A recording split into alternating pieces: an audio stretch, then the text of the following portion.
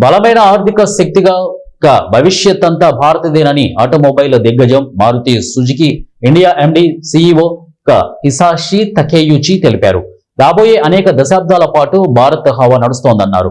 దేశం ఆకాంక్షిస్తున్నట్లుగా ప్రపంచ తయారీ కేంద్రంగా ఎదగాలంటే విధానాల పరంగా స్థిరత్వం అవసరమని చెప్పారు.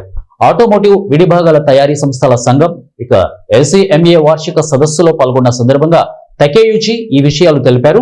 అంతర్జాతీయంగా భౌగోళిక రాజకీయ ఆర్థిక సంక్షోభ పరిస్థితులు నెలకొన్న తరుణంలో విశ్వసనీయమైన తయారీ హబ్గా తన స్థానాన్ని పటిష్టం చేసుకునేందుకు భారత్ ముందు చక్కని అవకాశం ఉందని చెప్పారు.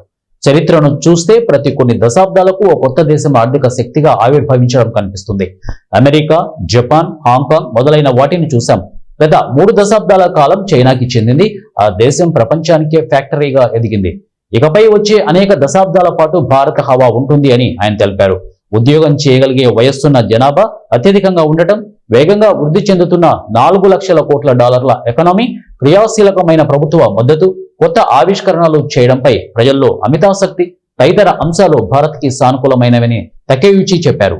జపాన్ తరహాలోనే ఇక్కడ కూడా రెండో ప్రపంచ యుద్ధం తర్వాత ఆర్థిక శక్తిగా ఎదిగేందుకు జపాన్ ఏ విధంగానైతే పరిశ్రమలకు బాసటగా నిలిచిందో భారత్లోనూ అదే తరహా పరిస్థితి కనిపిస్తోందని తకేయుచి చెప్పారు.